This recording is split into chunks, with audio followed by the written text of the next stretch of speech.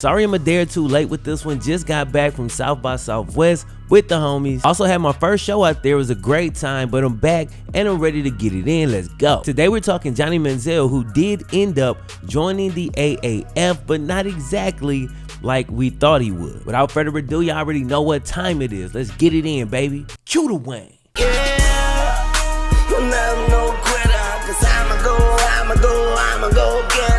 Like previously discussed, Johnny Manziel did decide to join the AAF. Now, I thought he may hold out for the XFL to get a larger payday, and that could still be a part of Johnny's larger plan, but for now, he's AAF bound. There's a narrative out there that both Johnny and the AAF were desperate for this situation. I don't know that either is true. Don't get it twisted, Johnny's on his third chance now, but the fact that the XFL also exists as an option, I'm sure decreases the level of desperation. Also, there's been a narrative that the AAF is struggling, but the TV numbers are still strong. I know they had a couple of cash flow problems early on, but that's just to be expected with any startup, and it seems that they've gotten out in front of those things and they're constantly moving. I'm sure they're already working on the next piece to the puzzle. Tom Dundon is a phenomenal businessman, and I know dude's got a plan. Now, a couple of videos ago, we discussed that the San Antonio Commanders would likely be the team holding Johnny's right, seeing as how he played at Texas A&M. Turns out that was the case.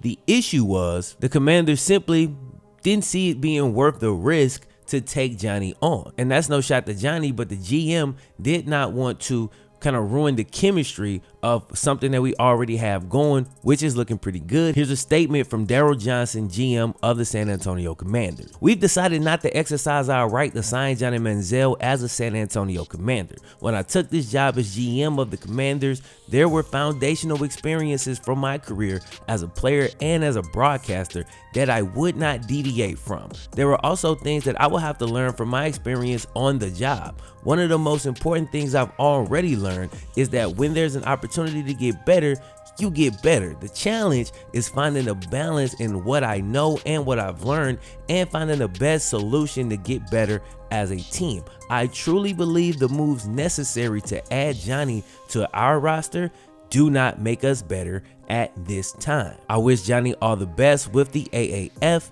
and we look forward to competing against them in the future. Now, for me, this statement makes perfect sense. Despite the fact that I'm a Johnny football fan, yo, put that to the side, this is business. San Antonio is on a roll. We've now won 3 games straight, putting us at 4-2 and setting us at #1 in the Western Conference in the AAF. Ex-Bengal Logan Woodside is currently second in the league in pass yards. Now, he's thrown for 6 touchdowns and 6 interceptions, so sure, there's plenty of room for improvement, but the decision had to be made the week after Logan went for 21 of 27 for 290 yards and 2 TDs. So our starting quarterback was coming off being named the Offensive Player of the Week. Not to mention whatever other roster moves would have needed to be made in order for the Commanders to take on Johnny. 3 wins in a row, 4-2, sitting atop the conference.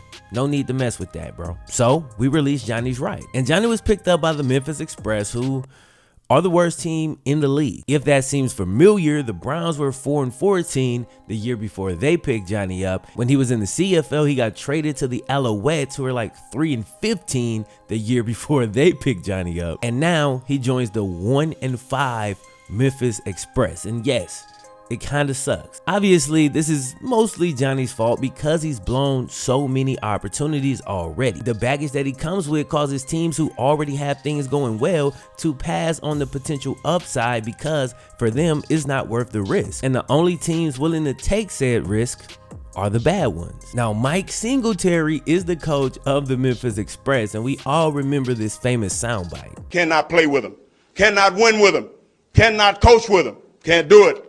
So with that being said, I don't know how much of this was like his decision versus the AAF being like, listen, you guys have the worst record. You've probably got the lowest attendance or somewhere close to there. Take Johnny Manziel. Take him. All right, he's yours. I would not be surprised at all if that were the case, but either way, Mike Singletary and Johnny are both going to have to figure out how to make this work. Johnny's on his third chance, and Mike's got the worst record in the league. So listen, you know what I'm saying? Y'all got to make it work. Now, Johnny's hella fortunate in that there's a lot of guys out there who have not even gotten a second chance, and here he is on his third. So I'm wishing him the very best. There's no room to mope. There's no room to complain. There's no room for none of that. You just got to go in, get it in, and, you know, leave it out there on the field, bro. And hopefully Johnny and the Express can get something going. Hit me up in the comment section. Let me know what y'all think. My name is FlemLo Raps. I'm gonna holla at y'all next time, fellas. One.